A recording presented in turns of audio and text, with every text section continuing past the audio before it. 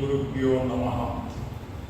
భారతదేశంలోని నేటి బాలబాలికల బంగారు భవితకు మూల స్తంభాలు పట్టుకొమ్మలైన ఉపాధ్యాయులందరకు రీచ్ గ్లోబల్ ఫౌండేషన్ సంస్థ చైర్మన్ డాక్టర్ రమేష్ నాథ్ లింగోట్ల వందనములు, సహృదయ నమస్కారములు.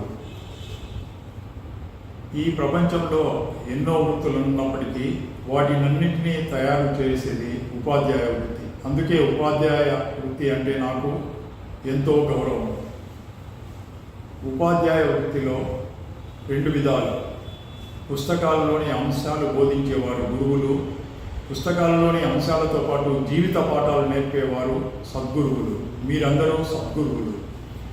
వేదకాలం నుండి భారతదేశంలో దేవుళ్ళ కన్నా గురువుకే ఎక్కువ ప్రాశస్త్యత ఉన్నది.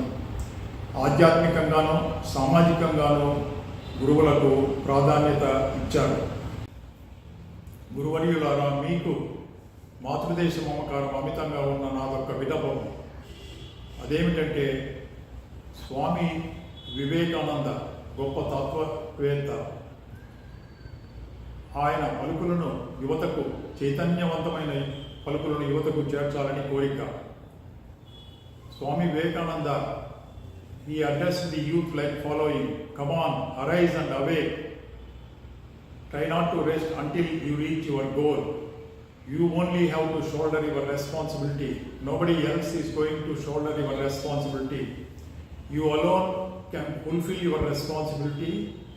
You can do it. You can alone do it. You will be able to do it. You got iron muscles and steel nerves. With that, with undaunted aims and goals, with self-confidence, march forward, you will be able to achieve it. అంటే నీలో నిద్రాణమైన శక్తులు ఉన్నాయి. నీ బాధ్యతను ఎవరు నిర్వర్తించలేరు. నీ బాధ్యతను నీవే నిర్వర్తించుకోగలవు. నీకు ఉప్పు కండరాలు, ఇనుప నరాలు ఉన్నాయి. వాటితో పాటు దృఢ సంకల్పం, వజ్ర సంకల్పంతో, ఇనుమడించిన ఆత్మవిశ్వాసంతో ముందుకు కదలండి. జాగ్రత్త అవస్థలో ఉండండి. మీ ఆశయాలను సిద్ధించుకోండి, సాకారం చేసుకోండి. మహానుభావుడు అబ్దుల్ కలాం గారు చెప్పినట్టు, మీరు నిద్రలో కనేవి కలలు కాదు, మీ ఎయిమ్స్ అండ్ గోల్స్ అనగా మీ ఆశయాలు, ఆదర్శాలు మీరు నిద్రించకుండా చేసేటివే మీ కలలు. గురువర్యులారా, స్వామి వివేకానంద చైతన్యవంతమైన పలుకులను నాకే భారతదేశం అంతా తిరిగి బాలబాలికలకు చేర్చాలన్నంత ఉత్సాహం ఉన్నది.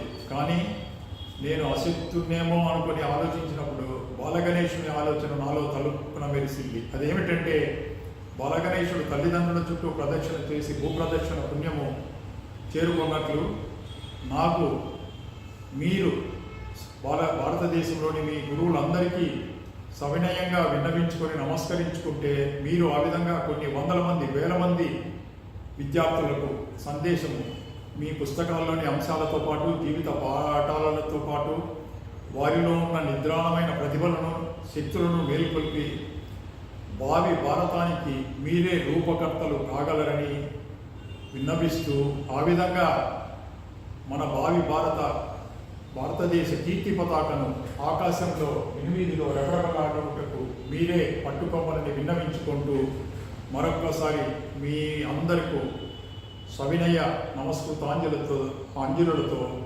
మేరా భారత్ మహాన్, వందే మాతరం, జై హింద్.